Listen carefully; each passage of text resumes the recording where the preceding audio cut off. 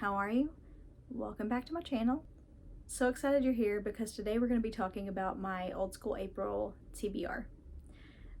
This is the first year I'm actually participating in Old School April. I followed along last year, but I wasn't prepared to participate. I had a lot of fun just following along, seeing everybody's posts, watching everybody's videos. So I'm really excited this year to actually be following along and getting to watch all the movies and read all the books and get to actually do the reading sprints and the watch parties and things like that. Just really stoked about it. For those of you who don't know, Old School April is a readathon, watchathon, nostalgia-thon. It's hosted by Kelsey over at Slime and Slashers. Well, actually, there are multiple hosts, but she's the mastermind. She's the creator behind it. I will link her announcement video down below that explains how everything works and who all the other hosts are and all of that fun stuff. They've made it super easy, so, you know, it's any genre. Even if you don't want to read all the books, you can just watch movies or you could just partake in the activities. They've made it to where even one book could fit for multiple prompts. It's very accessible for anybody. It's all about just fun and just having a good time with it, interacting with other book friends, and, you know, just enjoying the nostalgia, whatever is nostalgic for you. So I'm really excited about it, really looking forward to it. So let's get into the books. I tried really hard to just shop for my shelves and get books that I already had. I did pick up a couple, but most of them are some that I already had. I didn't want to have to go buy a bunch of stuff because I recently did some book shopping and I didn't need to do any more damage. So yeah, I'll show you guys. I have a couple of different stacks. I have one stack of books that I for sure want to get to, and then I have some that, you know, I will get to if I have time. So that's where we are. First one is Jurassic Park. This one was one of the host recs. It was recommended by Venus over at Venus Escapes to Read. I'll link her channel down below. I've heard this one is not exact novelization of the movie, so there are still some surprises and still, you know, a little bit something different in there, which I'm excited about. Haven't read it, but I keep hearing everybody talk about it, and everybody has always said that I really need to read it. So here I go. It would not be a nostalgic readathon without some goosebumps. I didn't have a lot of goosebumps, so I just worked with what I have. This one is called A Shocker on Shock Street. I do have some others I may throw in if I have time, but I thought the cover on this one was really cool. This has all kinds of scary creatures in it, and they all live on Shock Street, including a group of enormous praying mantises. So that should be really interesting. Love a good creature feature. I have a Fear Street book, The New Girl. I have actually not read this one, I don't believe. I may have 500 years ago, but if so, I don't remember. She's pale as a ghost, blonde and eerily beautiful, and she seems to need him as much as he wants her. Corey Brooks hungers for Anna Corwin's kisses, drowns in her light blue eyes. He can't get her out of his mind, and the trouble has only begun. Shadyside High's star gymnast is losing sleep, skipping practice, and acting weird. All the guys have noticed, but only Corey's friend Lisa knows the truth. Anna Corwin is dead and living on Fear Street. Now Corey must explore its menacing darkness to discover the truth. He has already been warned. Come to Fear Street and you're dead.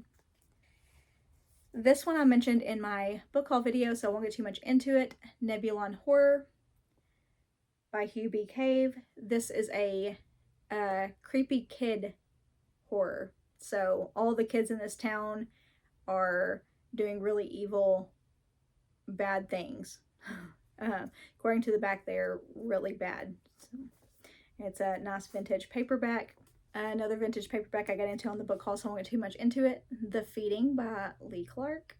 I believe I saw Cameron Chaney from Library Macabre mention this and how creepy and how good it was. So I added this to my TBR whenever I heard him mention it and thought this was the perfect time to get to it. Mama by Ruby Jean Jensen.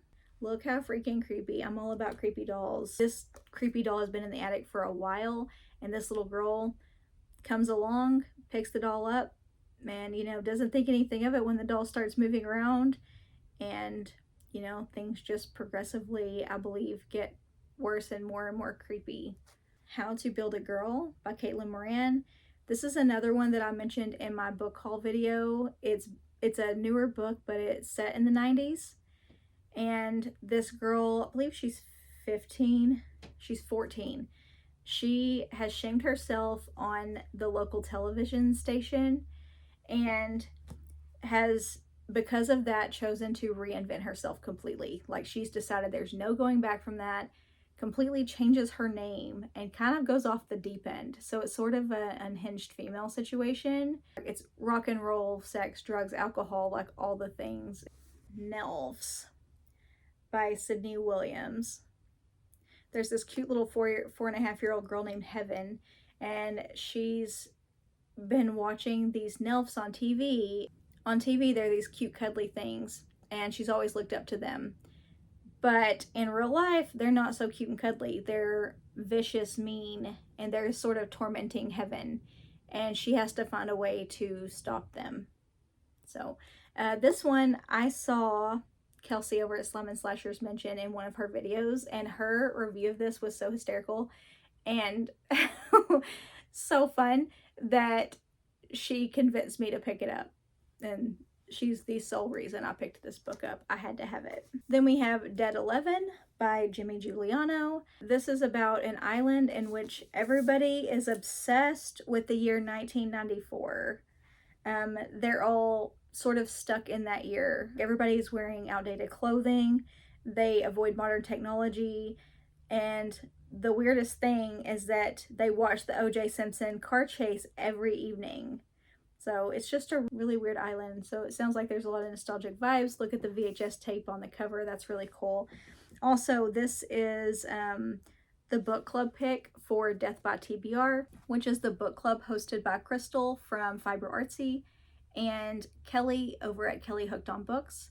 It's also a host recommendation, which was recommended by Katrina Brown, and I'll link her channel down below as well. I'll link all the channels down below that I mentioned, so they'll all be linked down below.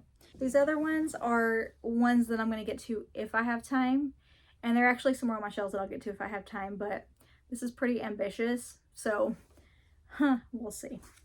This is one that I've had on my shelf for well over a year. I've been meaning to get to it, and this may be the perfect time, and it is That's What I Call Horror, an anthology of 90s horror. Like, look how perfect. And it's got all the neon on the cover. I know that's one of the prompts. And this is just all the 90s nostalgic horror. So it's a book of short stories. There's no telling what all is in this. And look, we have VHS tape. We have cassette tape. We have Tamagotchi. Like, it has all the things. I'm obsessed with this cover. So I really want to get to this if at all possible. This one, I don't know if it's nostalgic on the inside, but it is on the outside, and it's another book of short stories, and it is Horrorama. It looks like a VHS cover. It's really cool. I love the cover. Ready for the book version of a horror movie marathon? Horrorama brings you 3 tales reminiscent of those popcorn-fueled all-nighters.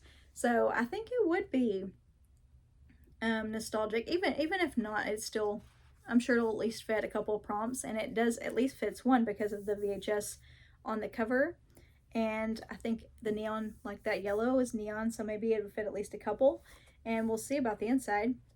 But yeah, it looks pretty short, like the lines are pretty spaced, so I don't think it'd be a long read, so maybe I could fit that one in. And the last one would be a reread, but again, very nostalgic, loved it. So if I can, we have My Best Friend's Exorcism by Grady Hendrix. I loved this one, and it does have all the nostalgic vibes.